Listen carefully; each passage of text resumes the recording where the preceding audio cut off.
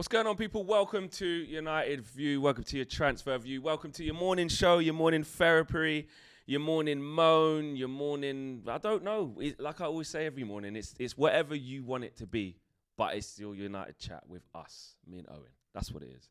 Bright-eyed, bushy-tailed, bringing positivity into the week. Yesterday and Sunday and Saturday, they were old days. No, I'm only joking. Liverpool last night. Yeah. Liverpool out the title race. Man United can beat them, go above Liverpool. We've closed the gap. We've got a relegation dogfight on our hands. Do you know how wild that is? Is that if, in some miracle of miracles, if we beat Liverpool, we would go above them on points. By the way, not happening. Not happening. On record, just shutting that down straight away. Not happening. But hey, 100% positivity for you. Smash a like on the video, peeps. Subscribe to the channel if you are new. And good morning to you lot, man. Away from the football, hope you lot are doing good. Hope everyone's safe. Hope everyone's happy. If you've got the kids in the summer holiday and you're up doing the breakfast and stuff like that, big up to you. Yeah. If you're on your way into work right now or you're at work, you're just on your way to the coffee machine before you start, before you open up your emails, you know what it's like. Big up to everyone. Or if you're just in the car and you're in transit right now. So big up to everyone. We got a lot to get through. 50 million Cunha deal. We got to talk about that. That's going to be straight off the bat. Yeah. De Jong deal expires. We're going to talk also about apparently Manchester United has spent 3 months chasing someone with a deal agreed in principle. And that deal's expired now. We've got to start again. We'll talk about that. Training ground argument. I don't even know what that one is myself, actually. That's interesting. I'm going to see that one. Yeah. Ten Hag open to the sale of Cristiano Ronaldo as well, and multiple clubs interested in Eric Bailly, and everything in between. So we've got a packed morning show for you. Owen, straight into the latest player to be linked with Man United, and one step further, reports that we're, close to actually signing him. This was a really strange one. We're sitting there, we're watching the Liverpool game last night. We're doing whatever you were doing last night, and then suddenly it just popped up. Breaking news from TalkSport. TalkSport sources understand that Manchester United are close to signing Matheus Cunha from Atletico Madrid. The fee is around 50 million euros. Now, like many people, I did some frantic Googling when that happened because don't know a lot about him. Fabrizio Romano kind of put the dampener on that a little bit. Of course, the language that TalkSport was using was kind of implying that it was near enough a done deal. It was very close. They said they're close to signing him. Fabrizio Romano said that Manchester United had direct talks with Matheus Cunha's agents, as with many others in the last few days. There's no agreement that has been reached with Atletico Madrid as things stands. Atleti want more than 50 million euros to sell the striker this summer. It's also been confirmed by multiple outlets that United are indeed talking to Cunha's agents.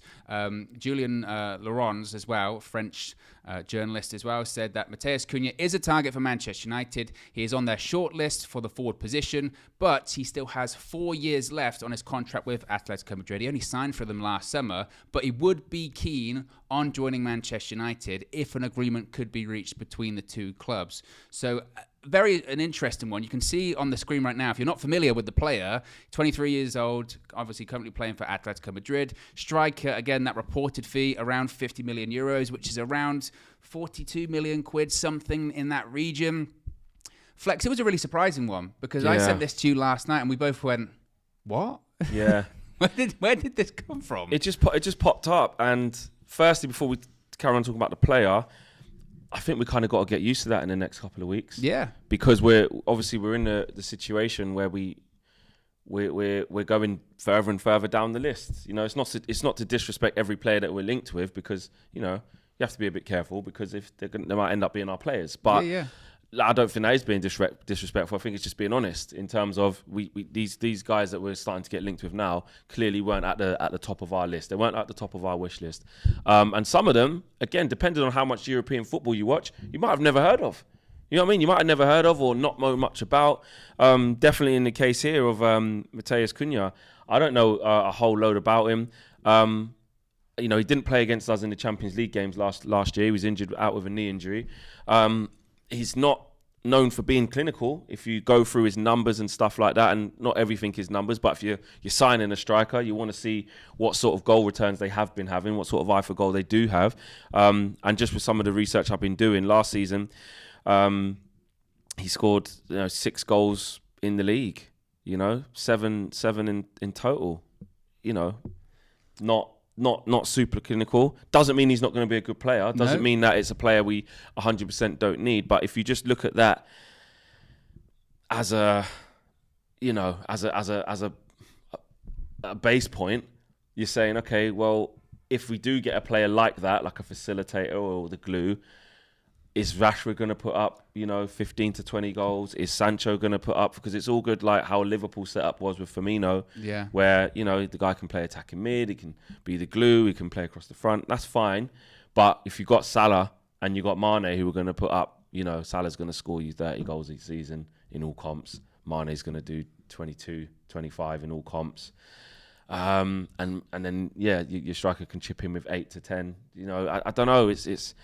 It's a different route for Manchester United, but it depends how Erik ten Hag wants to play. But initially off the bat, he doesn't look like a clinical striker, but he has played a lot of games for Atletico, but mainly as a substitute. It's such a strange one because there are so many different schools of thought, really, when you think about it. You can look at it as, okay, we haven't heard much about him. Myself, personally, I'm not a European football expert or anything like that. Some people may have, but you haven't heard much about him, so you go, is he that good? That's a bit of an unknown quantity. You look at the goal scoring aspect and you go, well, throughout his career, apart from the first year when he broke into the first team, I forget which club it was, that's the only season he scored double figures. Since then, it's only been single FC figures. Sion. Yeah, Sion. So for a striker, is that really what you're looking for? But then on the flip side, you would say, well, we're at points we are complaining, saying we want to sign some unknown quantities. If that's how Manchester United are going to develop, we can't always sign the well-known player. We've got to sign a younger player that can develop into something else. He can't necessarily be a totally bad player if just 12 months ago,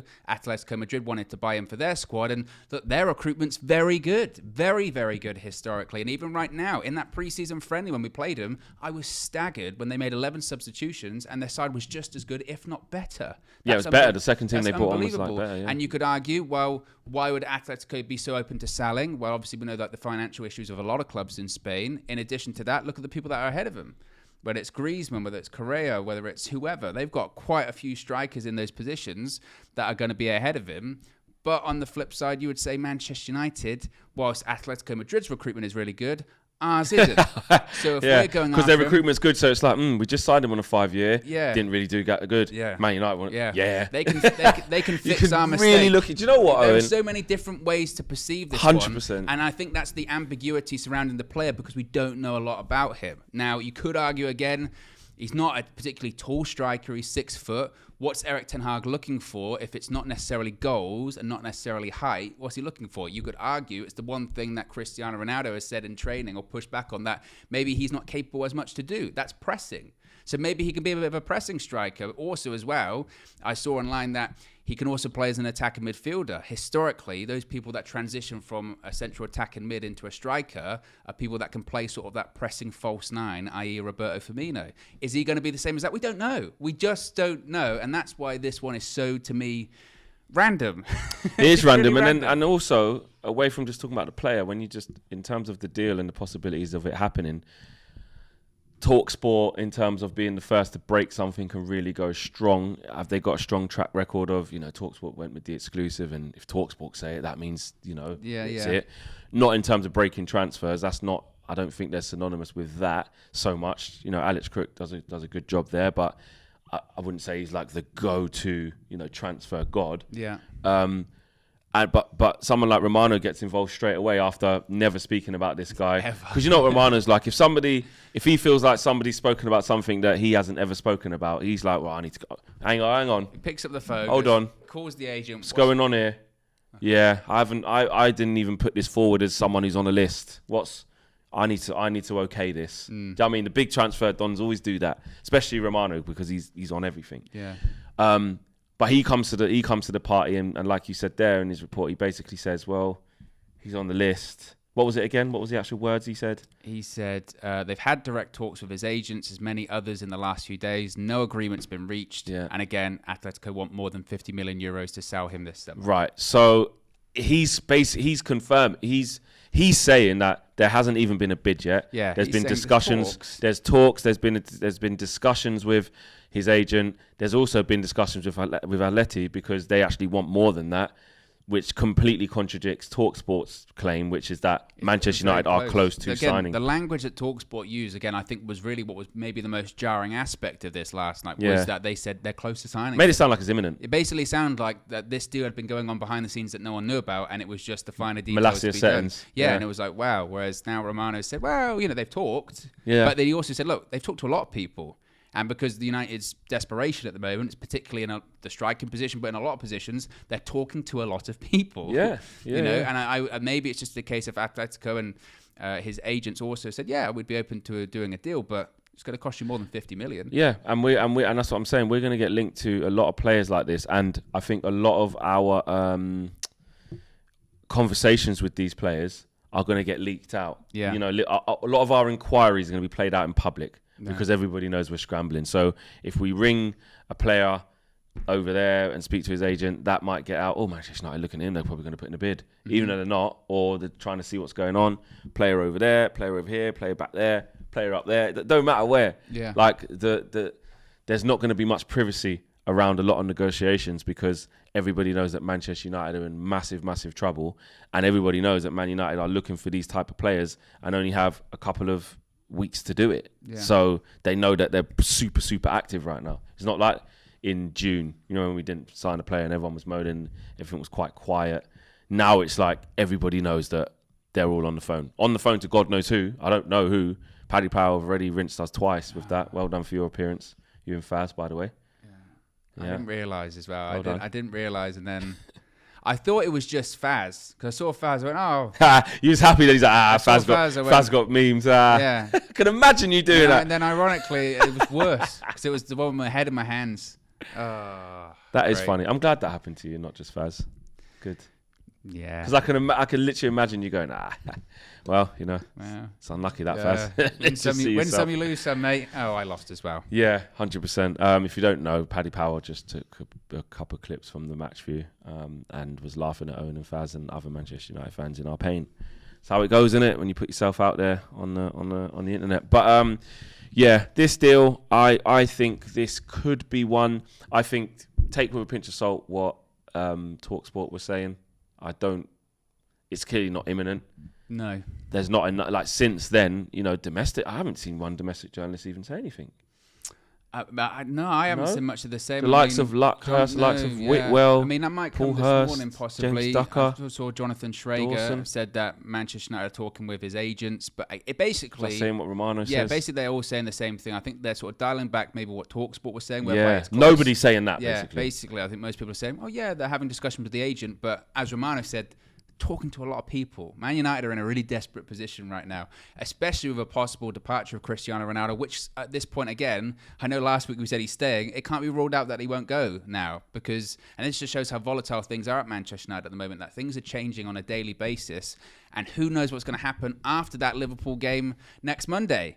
So I would keep an eye on it, certainly, and maybe things will progress more quickly, but like you said, Flex, I wouldn't be surprised if in the next couple of days, certainly as the window comes to a close, we're going to see more of these where we go, who's that guy? I didn't see that one coming, or haven't really heard much of them, because United, they've got their list. We've heard all about the list, and they're going for that, which is certainly interesting. Yeah, 100%. I just feel like we're gonna get linked to a whole host, and there's gonna be a lot of plucking out of the air, plucking out of thin air, plucking, which players that we go for, For me, I wanted to just quickly, before we move on to the second story, I wanted to just dive into like what sort of striker do we think Ten Hag must get? Is it more important, and this is what we have to ask ourselves as fans, is it more important, and you guys let us know in the comments, right? Is it more important to just have somebody who has a high scoring rate, who's an absolute bagsman, marksman, or is it less important about the numbers, but about the style of the player? Like, can they press? Can they be fluid, even if they're not the most clinical? Or is it as simple as we need both because, that's what we want? Like, where do you see it, and where do you guys see it as well? I mean, ultimately, it really does depend what he wants, because we were talking about this before we went live, in that The striking position has changed somewhat in recent years. The idea that they're just purely responsible. You can have systems where your striker's role actually isn't scoring goals, which is wild to say, isn't it, when you think about it? But like you said, when it comes to, say, like a Liverpool, that's under the assumption that your two wide players are getting 25, and also, 30 I think goals Liverpool's a a season. bit of an anomaly. Like, it's only really Liverpool and City of recent, and even then, you can say they've both like gone in a different direction now. Where I don't know too many teams in world football where, like the top teams, where the striker, and you lot enlighten me, I can't think of too many. Lewandowski's the main guy, Benzema's the main guy, high amount of goals. At Barcelona, they brought in Aubameyang to do that. Now they've got Lewandowski. Mane's playing through the middle now at Bayern. You look at who else out there? Things go in and out of fashion, don't they? It feels Yeah, like the number 9 is back in fashion, clearly, with people like Haaland, people like Nunez as well. And historically, we've never really had... Have we ever really... It's only really Atletico, actually, yeah. It's only really them. Like, Griezmann doesn't score 25 goals as a 9, does he? Yeah, they spread João it around. Felix doesn't score 25, 30 goals as a 9. I don't know. It's weird. I don't know. I feel a bit old school. I just feel like you need a 4, unless you've got like a Salah who's like arguably the best player in the world in that moment, in them period. Like, for me, you have to have a striker who scores a lot of goals for me. I think. Unless your whole team, like you said, City can play with a false 9 because they're just unbelievable. Yeah, it's an anomaly. It does. I don't think we can recreate that. I think it depends, like we were just saying. It depends if you've got that real unique winger that gets those unbelievable amount of goals. Because even you think, say, Ronaldo when he was at Real Madrid, right? Benzema, typical number 9, but he sort of he turned into one of those people that didn't get as much goals because he knew the person to his left was getting all these goals. The person to his right, and Gareth Bale, was getting all these goals. Yeah. You have to have those sort of two magic players on the wings that are almost, like you said, anomalies to normal wingers. Exactly, where they're basically strikers. Yeah, exactly. Do you know what I mean? Blue Abadi Abadai, remember, big up to you, says, Arsenal before Jesus. And it is that, but then even Arsenal before Jesus, we're going, bloody hell, we've sold it back. We've got no goals, When you watch the documentary, they hadn't scored for like 4 games. Yeah. It's things like that. And Ketia wasn't it. He'd done it right near the end. It's like, we need a striker. Yeah. And now Jesus is going to be that. But someone else did say there in the chat, actually, world-class talent don't come to Man United at the moment, though. The striker that is scoring 25 goals a season in one of Europe's top 5 leagues, is he going to come to Manchester United right now? And that, to be fair, is true. So true in every position. That's true in every position. If you're a top right back who's, moraled and, up and down and doing really well and getting loads of assists, are you going to come to Man United? Right? Anyone. And that is the problem that we have. We almost can't attract the best in class in any bit at the moment, whether it's in the back, whether it's on the pitch. You can argue we've managed to attract a good manager. But even he might be thinking now, going, what have I stepped myself into? Do you know what I mean? Because he's in the deep, he's in the deep end right now, and a loss against Liverpool, he will be really, really in the deep end. So yeah, let's get the super chats read out. Smash the like on the video, peeps. Subscribe to the channel if you are new, and good morning to you lot. Thiessen says, can we sign Felix and Griezmann for Ronaldo? That's a fair swap. Not fair swap by they're going. Griezmann. Felix is one of the most exciting. And Griezmann. Yeah, that's not fair. I know they want Ronaldo, but I don't think they'd be willing to sacrifice their front line. No, literally their whole front line. Yeah, they would need like a João Felix with Ronaldo or something like that. Yeah. Ray Diaz says, if we don't get De Jong or Rabiot, why not Martinez to the 6? He played there for Ajax in 1920. Better on the ball and defence than McTominay and Fred. Why or why not? Interesting. I just think he's bought him as a centre-back and he doesn't probably want to bought that plan yet. Although, I do want to talk about it a little bit later. Jamie Carragher was saying why he just can't play there. I want to talk about that as well in the Premier League. Bailey Ince, thank you for the contribution. Game Fanatic says, whatever happened to Osmian or Isak? Not good enough, ? Just, Isak was linked with... actually, both of those players were Arsenal links for ages. Go in and out of vogue, don't they, players sometimes? Just the social media linkage, I call it. Like, it's just... They always seem to be linked to someone but never go anywhere. Yeah. Bailey Ince says Cunha only had 1,000 minutes, so output wasn't bad. Fair enough. A lot of his appearances were subs. Yeah. Maybe he just needs to be the main guy somewhere as well. You know, you never know. Football Power Hour says a transfer brainstorm causes a storm. And Football Power also says the board seems to be prioritising players with good link-up play, but with many underdeveloped attributes. Yeah, so looking for that next step. They're not quite polished yet. Ed T, obviously being a member for 2 months. Big up to Ed T. Says, big up the United View gang, including the mods, and feeling I'm taking a sabbatical from United until after the World Cup. They've all but broken me. The only United I love is UV. Big up, man, Ed T. Sorry you feel like that. I can't tell you how to manage yourself, man, mentally. So if you feel like you need a break, by all means, take it. But we are all going through it together as a team, you know. So if you need that love, we can all go through this together. I was feeling a bit down this morning and wanted to just tap out, basically, but you brought me through it. You know, you said, you know, got Did I? Not really, no. But you know, you were here. I was here. I showed up. Yeah. Oh, by the way, though, Flex, I think you missed a couple here. Mine are loaded up on the screen. Treble Champ says, players exhausted by the extra miles they ran in training. That's what Brentford did as a minimum to beat us. Ivan Moyes says, Liverpool dropping 4 points already is the worst thing that could have happened. We're about to catch hell. So basically, there's going to be a fired-up Liverpool 100%. coming to Old Trafford next Monday.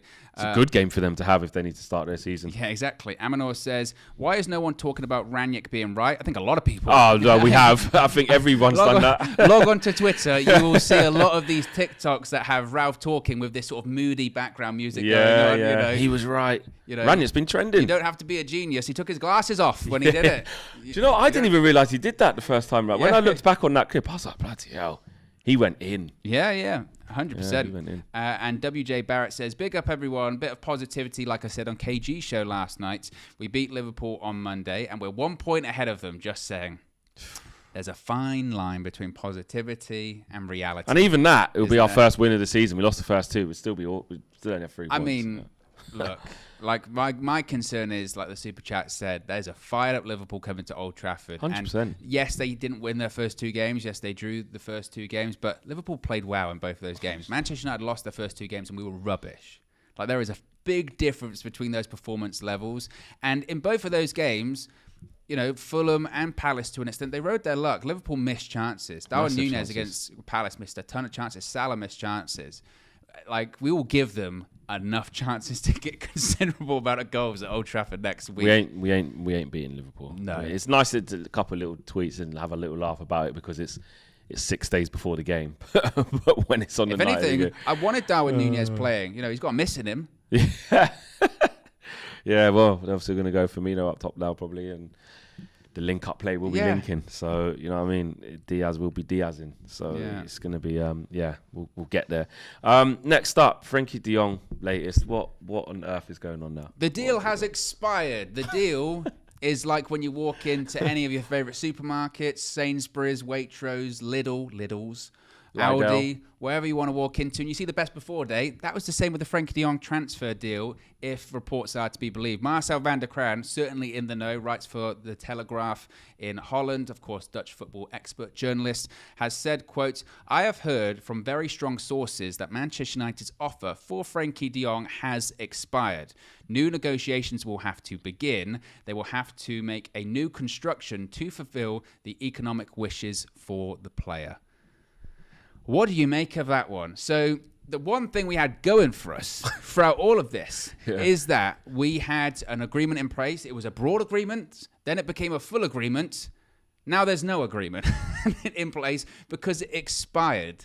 What is going on with this deal? Just when we thought, we were saying the saga is going to come to a conclusion and end, I didn't think the conclusion would be it expired. You know what else now as well? I was just thinking of that means currently it'll be only Chelsea that have an agreement with him. Theirs hasn't run out there. And it's the latest.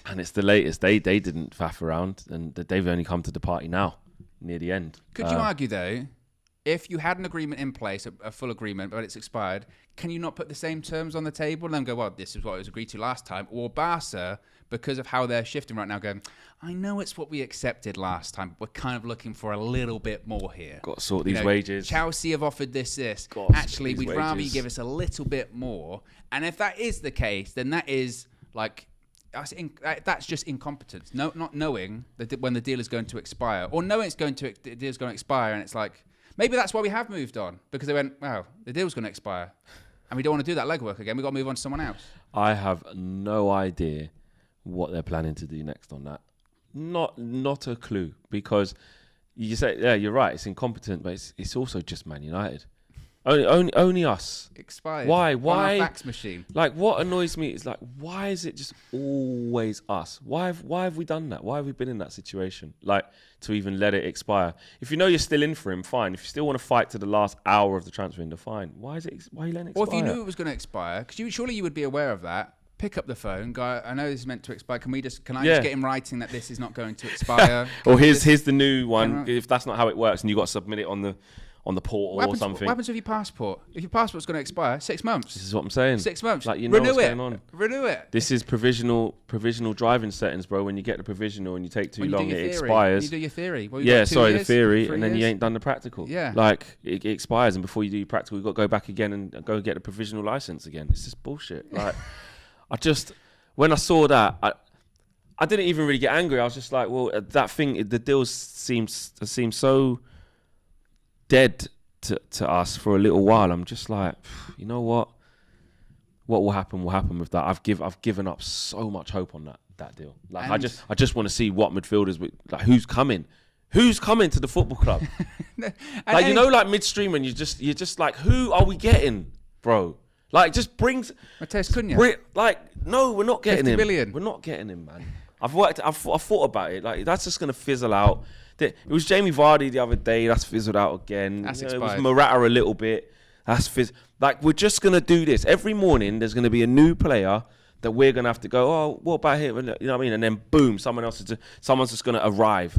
That's the thing. And I'm actually sick of it already. And we'll bring it to you live here on United View. Subscribe, bottom right-hand corner. Smash a like on the like button. No, it does take the piss. It does. It does, man. It does, because... It's bullshit. Again, like, even to the extent of, like, okay, so surely if it's expired, which, again, I didn't really know that deals could. I mean, I understand maybe it's only valid for... But what is this? Or is this a competition? Is there terms and conditions involved? Offered valid until blah, blah, blah. Buy one, get one free. Like, what what is this? And now again, and Barca, in fairness, and you know me, I've been all over Barca in this transfer window. In fairness, they're well within their rights now to come back and ask for more. Why wouldn't they? Good business. They need money on their part. Come back, yeah. I think. Sorry, it expired. I think Frenkie de Jong's going to stay. That's going to the shop. You give them your coupon. This is 50% off. That was yesterday. Well, then you can't go, well, I still want 50% off. Oh, mate. They go, that was yesterday. Read the terms and conditions. Give me your money. What? Coupon settings. What? Like on McDonald's. Monopoly McDonald's. I want my McFlurry. Can I ask you a question? Monopoly's ended. So I want my McFlurry or an apple pie. Either or is fine. Can I ask you a question? Go on. Are we going to get relegated? Well, I don't know. I don't know. Gary Neville said bottom half settings. And you know what was crazy last night when he said, I feel this lot are going to finish in the bottom half. Everyone on Twitter went, yeah. Yeah, probably. When are we next going to win a game? Wait, when are we next going to win a game? I was thinking this last night. Southampton's a shot. That's one game, though. I've never felt like this. Like, I've just got zero.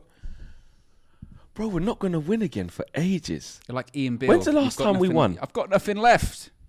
Was it Burnley at home, 3-0? Brentford. Sorry, Brentford. When did we last win? It was that. Yeah, it was Brentford, wasn't it? I mean, we were having a discussion earlier on the phone saying, when did we last win? What was our last away game we won? And we came to the conclusion that it was Leeds. That might be right or wrong, but that's a while ago. It was Leeds. I was there, so I'm trying to think of, because I've been to all the. Who did we play afterwards? Brighton, we lost. Yeah. City, we lost. Liverpool. Everton, we lost. Palace, we lost. I think it is Leeds. I think the last away win was Leeds. It's the last one I remember anyway. It was the last one I was at, personally. And we did our best to throw that one away. Yeah. That was, well, it was 2-0 up, weren't we? Yeah, and then 2-2 start of the second half. Bang, bang, quick goals like that. The one which he crosses it goes over De Gea's head. So I know this went really off topic, but my emotions are doing a lot because I'm deep in a lot of stuff. Yeah. Like when I'm not on camera and I'm just like driving on the way here or driving back or what, I'm just. I mean, you were on the verge. Deep a lot of stuff. You were on the verge of a meltdown when we were talking about Cunha a minute ago because you sort of stopped when right in the camera and we're like, we're not getting him.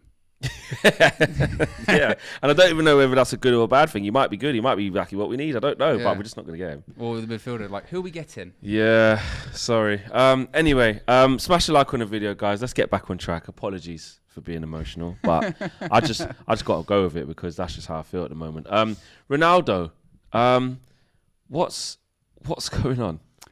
So this comes from the Times last night, and again, it's quite interesting that a lot of noise. I mean, there's been a lot of noise around Cristiano Ronaldo anyway this summer for various reasons, but a lot of the noise now has shifted to Erik ten Hag and the squad not being particularly happy with him. So the Times are reporting that Erik ten Hag has shifted his stance on Cristiano Ronaldo and is now open to selling him this summer. He is understood to be unhappy with Ronaldo's behaviour around the Manchester United squad and motivation to see the club succeed this season. Ronaldo is waiting to see if Manchester United's executives and owners will match Erik ten Hag's change of tack and accede to his wish to leave. Ronaldo's camp are unsure if the Glazer family and Richard Arnold would greenlight the transfer.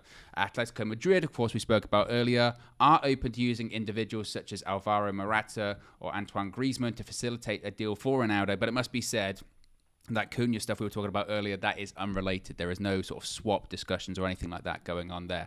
It was also pointed out by I believe it was the Times yesterday, Flex, that essentially they were saying that the problem is with Ronaldo, and this is when it really gets into it. This is when you really realise why they don't want to let Ronaldo go, is essentially if they let Ronaldo go, they don't have any global superstars, and financially, it will actually hurt Manchester United in the pocket so much in terms of sponsorships, in terms of all of the above, and also sponsors, by all accounts, also helped sort of chip in, as it were, this Ronaldo deal last summer. So Manchester United now have to weigh up sort of the squad and the manager's happiness versus the happiness of sort of sponsors and making money. And historically, what is won in that case? We got to stop making decisions commercially. We won't because we've got the Glazers here. So, commercial factors are always a massive, massive point. We need to start making them on his decisions on what's best for the football team, on the pitch, what's best for the next evolution for the club, for the team. But it is weird because, we've got the line of Ten Hag's back to Ronaldo the whole time. Again, looking forward to working with him. All the lines that we saw. Then we've gone to now, actually, after that game against Brighton and, well, specifically the one against Brentford. A lot of stuff just diverted to Ronaldo. Do you know what I mean? Like, we had some stuff about, dressing room unrest with Harry Maguire and stuff like that. And you spoke about that. But, like, because Ronaldo's still here and obviously it's going shit, he just becomes, the leaks are coming out that, he's eating by himself. He's eating his porridge by himself in the canteen. Arms up at the training ground, didn't like it, didn't go and see the away fans. And it just becomes all about Ronaldo. And has Ten Hag looked at it and said, do you know what, I didn't think it would be as it is. Now I've seen it and we're in our bad moments and I need us all on one page to get out of it. Am I looking at Cristiano and saying I need that gone. I don't know. I don't think we should believe. What my point is I don't think we should believe all the leaks all the time. I agree. Because that's what I was last year we said this would happen, didn't we? We both said this. Like on this channel, we said, and that's why we can't be hypocritical about this. I'm not saying don't believe anything. It's like you said, it's somewhere in the middle. But as soon as it starts going badly for Erik ten Hag, which it has in the first two games, and Man United, they're gonna come. Yeah. The hounds will be out. And don't get me wrong, a lot of it, we can see the issues of what's going on, people. Like, we've seen it. Like, we can call out different players. But then you're going to get the stuff on top of that also fits the narrative, though, that isn't too hard to believe, even though it might not be true, because we're poor. And that's what I meant about this term that I kept saying and getting wrong. But batten down the hatches, stick together, stay united. Now, we're all down. I've been pessimistic and down on this show. We're going to lose. And I get that. But in terms of believing everything that we see, regarding player X, player Y, player Z. I just think we have to be really careful because not all of it's going to be true, even though 98% of it you're going to read and it's going to be that confirmation biases of, well, yeah, that must be true because we are awful. Yeah, I mean, this is my opinion on Ronaldo is the same as it was when that stuff came out about Ronaldo on Sunday. You know, when they were talking about his attitude and possibly terminating his contract. I said at the time, I don't know about you, but I feel really uncomfortable with, you know, Manchester United are playing poorly. We're rubbish at the moment. And then the focus is Ronaldo's attitude.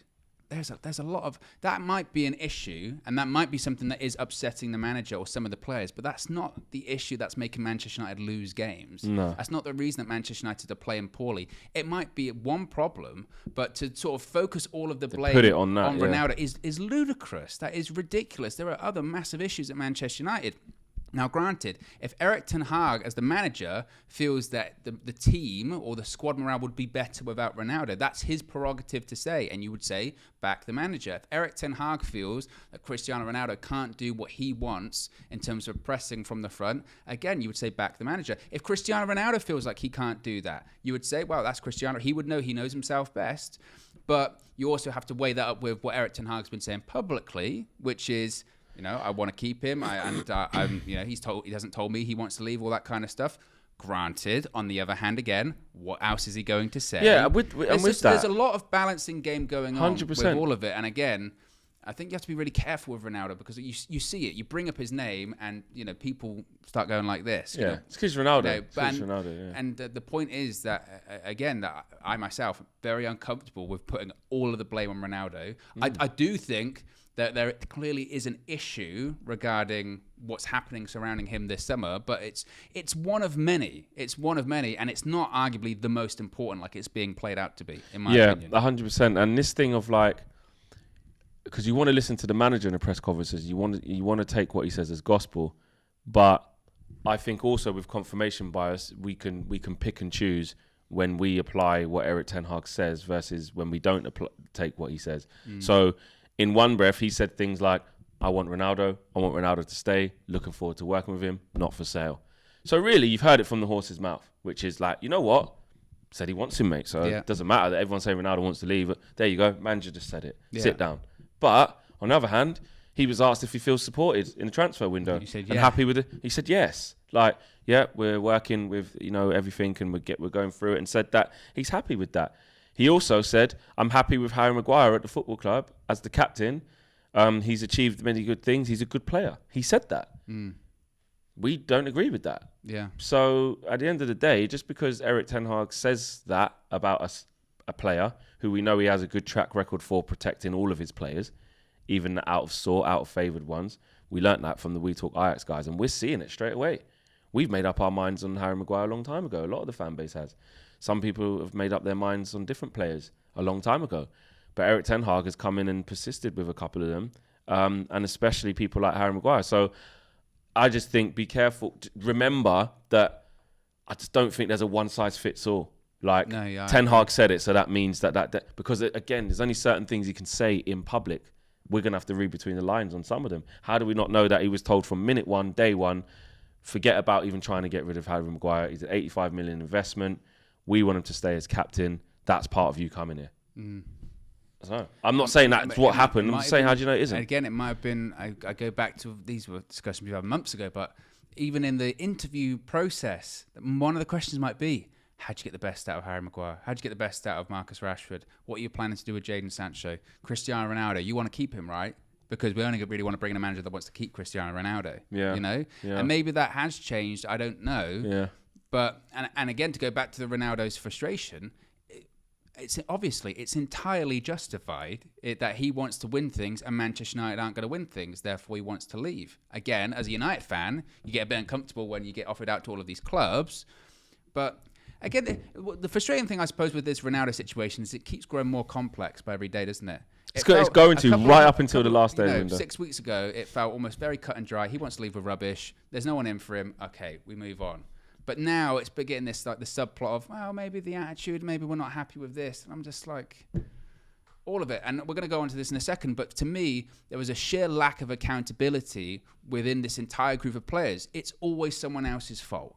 If it's not, heaven forbid, you look internally and go, what can I do better? It's, oh, well, Ronaldo's moaning a bit, so we're not playing well.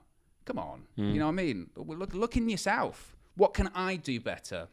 How can I improve? How can I run more? Brentford outran us. I shouldn't be concerned about Cristiano Ronaldo flailing his arms. I should be going, why am I not running enough? Yeah. Yeah, how, that is one thing, just quickly before we move on to the next topic away from Ronaldo. It's like, you look at that just being outrun. It's like, how does that even happen? It only happens if you don't care. Yeah. Isn't it? It only happens because you didn't put them out, so you didn't do it. You didn't run. Yeah, but they are the cold, hard facts. They got around the pitch more than you did. 100%. Smash a like on the video, peeps. Subscribe to the channel if you lot are new and haven't done so already. What one did you leave off from? They were just at the top. Matimu, should I go from there? It was the... I believe the last one you read was the Ed T members one. Right, okay, Matimu, yeah. So Matimu M says, only reason at the moment I'm still invested in Man United is because of the UV content. Appreciate that, man. Really do. We're going to be here to tell the story every step of the way. He's been a member 3 months. He's got the blue badge. 3 months. Oh, yeah, he's on the blue badge. Okay, love that. 3 months member. Love that, Matimu, man. Really, really, really appreciate that. Ray Diaz says, sign Tuchel and Conte, more heart than United. Yeah, definitely. WJ Barrett says, back down to earth. No problem. Noodles, though. Rico S says, not one of the Man United players would make the starting 11 at Ajax, yet it is talked about like Man United is the step up. Kalua Bay says, you need to do a show with KG's men, Chino and Botswana Pappy. I know KG gets a lot of reckless delegates. Reckless delegates. Yeah, the reckless delegates. They're KG's delegates, man. But yeah, I'm sure we can do a little crossover in the future. Kristen, member for 3 months also as well. Offer, so thank you for that, Kristen. And Kristen says, offer expired, meaning another Jolly Boys outing for Arnold and Murto. Back to Barcelona. Let's get some sangria going. You know what I mean? Let's get a bit of paella. Yeah. Yeah, I can see that. Danny Palmer says need a new voucher code for De Jong. Know a good site. Game Fanatic says, does anyone know what happened to Nzabi? Just still there, looking for a move, isn't it? It's just there still. Needs to reignite his career. Imran says, just stop checking Man United for the sake of my mental health. Yet here I am. Yeah, they always bring you back in. That's the thing. Even when you say switch off, I'm done. You still go, well, what was the score the other day then? Like, you will still check. Like you can't escape it unless you delete your phone, delete all your social media. So just disintegrate the phone. Unless you have no social media, don't go on Sky Sports or any other sporting outlet thing to watch BT, anything. Don't go on anything. Yeah. Don't listen to the radio. Don't buy. You cannot escape. Go on a hike. Go on a hike. You have to go to a remote. Yeah, 100%. That's the only way. And Andil says, I just don't trust these players, but I can't shake the feeling that CR7 issue has more of a negative effect on the dressing room than we want to admit. I see where you're going with that. I wanted to let's talk about the dressing room unrest, the training ground situation. So this came from Samuel Lucas from the Manchester Evening News yesterday, saying that sources close to Manchester United's first team players say there was a huge dressing room argument at the club's Carrington training complex on Thursday. Now, of course, that's before the Brentford game. And also, in addition to that, kind of expanding on this unrest in the dressing room, Samuel Lucas is reporting that Erik ten Hag's decision to retain Harry Maguire as the captain is not fully supported by the Manchester United squad, with a number of high-profile players still sceptical of Maguire's rank and privilege of a starting role. That is quite damning stuff, is it not, Flex? And I go back to talking about players maybe not having a level of accountability. But I think back to, again, so after that Brighton game, and you go, look, bad result, bad start to the season, but let's get our minds focused on, we've got this game against Brentford and a big game against Liverpool, and you're arguing in the dressing room, if this report is to be believed, and it comes across to me, and maybe I'm reading it wrong, again, as a group of players that are always saying, well, it's your fault, or it's your fault, what are you doing, And in my opinion, whilst it's fine to clear the air, one, how many clear the air talks have Manchester United had? and it never clears anything. Year, and the air is sort of muddier than ever. Two, again, look at yourself. What can I do better? Why? maybe we're failing not because of me, one person, but improve your own game. You know, why is it always someone else's fault? Now, the Maguire stuff is quite fascinating, to be honest, because look, when Erik ten Hag made that call and he said Harry Maguire's the club captain, the established captain was the word he used, everyone went, that's a big call. 100% massive call. And I can envisage some players being like, wow, I thought with a new manager coming in, there would be this change and there would be this, there would be that, and there isn't.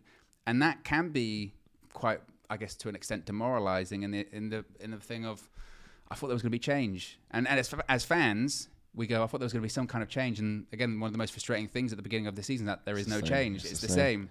Just added Eriksen and Malacia and what's his name, Martinez in, and it's like, but the way we play and the mainstays that are still there, and it's basically, like I said, it's still the same team. We're not ripping it up and starting again.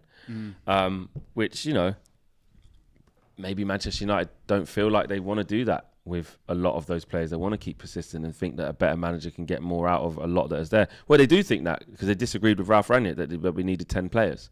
So they do disagree. Again, leaks saying that. You do have to be a bit careful because, again, it's something that we can easily believe happened. And this baptism of fire just keeps happening for Erik ten Hag. I just feel like it's easy when you're in isolation. You know, when you're on pre-season and when we was on the tour, I said it before the tour even started, didn't I? I said it's a chance to just leave everything at home and almost like escape, not reality, because you're trying to work on a new reality. You're trying to build a new reality by getting the culture going early, but it's a chance to just leave the negativity back home and try and, you know, foster something, which they managed to do a little bit out of the country. And then as soon as they got back into it, where it really matters, when the pressure's on, 75,000 at Old Trafford, you got to put it in, you got to show up. Failed. 23,000 or whatever it is at Brent, 17,500 at Brentford. You know, failed. Like it's what happens, and Erik ten Hag needs to realise quite quickly that if he has too much faith in these players, I don't want to say they'll get him sacked, because we're trying to avoid that. Yeah. We were really trying to avoid. But in the long term, you can't rely on him. But at the same time, it won't be his fault if he has said and is saying, I need X, Y, Z. You know, the reports are that they promised him 5 players. We've got 3, with one of them in Malacia that you could argue probably wasn't part of the plan, or Eriksen's for free. It just arose, and I don't know. I don't know who they all should have been, but you know, at least I'm saying we needed 5 starters. You know, at least, or 4 strong, good quality starters. Defensive midfielder, centre back. All right, we've got the centre back, but how's that going to go? Another starting forward, either left wing or right wing, because neither Sancho or Rashford were pulling up trees. Probably another centre mid on top of that. A right back, you know. So I don't know, man. It's a baptism of fire to hear that the players are arguing before the game midweek. Again, it's confirmation bias, because I believe that the dressing room's not harmonious. I think the players, and I'm only saying it from a perspective of being around them, like as individuals, I think they're all good people. Like they're good lads, and like you know what I mean, they smile and they interact. Yeah, that's fine. But when it comes to the football of it, you know, like you said, the blame game, in and out of the game, and when you're in the dressing room and you've got to talk tactics, and what do you really think about him on a football perspective? Like, you can see it. You can see it on the pitch. Exactly, you can see it. You say confirmation bias, but you can see it on the pitch as well. And when it's one thing to be happy and jolly on the pre-season tour and everyone happy and all this kind of stuff, but when the going gets tough and the pressure is really on, we've seen it on the pitch. We saw it in these first 2 games. Any small amount of pressure, they crumble. We saw it on the pitch, players having a go at each other, flailing their arms at players. And I understand that happens when you're losing, but it's not a massive leap to think that could be happening behind closed doors as well. We know Ten Hag was furious. He called them in the next day when it comes to training. So, and even these stories, whether you believe them or not, whether they are true, whether it's somewhere in between, even these stories, we hope coming into this year, we wouldn't hear these stories again. And we're hearing the same stories. Yeah. And it's draining. It really is draining. Yeah, exactly. Smash a like on the video, guys. Subscribe to the channel if you are new. Last story up today. Really quickly, Eric Bailly, a lot of clubs interested in him, have been for some while. Just before you do that, Samuel Luckhurst tweeted a couple minutes ago, and he said, Man United players back in for training. A potential defensive midfielder has reported, the lesser spotted Phil Jones. So they're like, people are like, what's going on? And someone said, you're gonna have to explain yourself, Samuel. What do you mean by that? He says, I shouldn't have to. He has played in defensive midfield for United and has hardly turned up at Carrington this summer. So he's basically saying Phil Jones is here. Might play against, he's a potential. He knows what he's doing by saying that, but he played against Liverpool at Anfield, didn't he? He did. Got taken off half time as well. And he shouldn't have. Ironically. But sorry. Eric Bailly, yes, just to give an update on Eric Bailly, we know that he's a player that Manchester United are looking to sell this summer. Jonathan Traeger has reported that clubs interested in Manchester United's Eric Bailly currently include Marseille, Monaco, Valencia, West Ham, Besiktas, Fenerbahce, Galatasaray, AC Milan and Roma. It was also reported by Laurie Whitwell from The Athletic that Manchester United have fielded inquiries on Eric Bailly from several teams, with talks progressing. Manchester United prefer a sale, but a loan is also possible. United are prepared to wait for deadline day. So, do you expect permanent or loan for Bailly? Knowing Man United, probably loan. 100%. We could even argue that, he should be playing and he should be playing instead of Maguire. We've had that argument already. Clearly, it's just never going to work. He can't stay fit as well. And he's been here a long time. So for Eric Bailly's sake, actually, just go and play some football, man. Yeah. You're not going to play here for one reason or another. I wish him the best. But for Man United, yes, we need the money now. What could you get for Eric Bailly? 15, 20? I mean, coming out of pre-season, the hope was he had a decent pre-season, so maybe the valuation would have gone up a little bit. But now, considering again, people know United are desperate, the negotiations kind of gone. Didn't we see like 9 million, 8, 9 the other day? You'd like to say it's at least 15. Yeah. But again, a player that's been largely unavailable or not reliable in an awful Man United team where we haven't even chosen to play him. Yeah. We haven't exactly increased his value, have we? So, yeah, it's going to be a take what you can and run. But I think it will be a loan with option to buy or something like that. Yeah. You pay his wages for the summer, for the year, see how it goes. And hopefully he gets his move. I really do. Just quickly as well, I just wanted to promote the show for you guys. The Tactical View is out now. Check it out. A lot of good comments. People enjoying the tactical breakdown. And those shows are, I don't know, they're not difficult to do, but they take a lot of thinking, because I think when we're so emotionally angry at what's been going on, and you lot have seen it, I've seen it, we've all witnessed it, we're all in the same boat. It's almost like we know what's wrong. To stick a picture of the Glazers on the tactical view pad, and go from there. But I do think there's more coming from that in terms of going in depth as to why you lost within 90 minutes, though. Yeah, that's important. It asks the question why, doesn't it? Sometimes, like you said, we watch the game and we'll be frustrated and we see the goals, but sometimes what you don't see is the build up to those goals, or the events leading up to it, or why that happened in the moments prior. It asks the question why and explains the question why. And when we can see no way out in terms of, like, even for the next game, well, McTominay's rubbish, he's rubbish, that person's right. We've got nothing. From a tactical point of view, there's always something you could try, you know what I mean? And that's what's good about it. And also, just big up to everyone enjoying the content. People saying they've just been enjoying everything. I mean, we try to give you guys different types of stuff.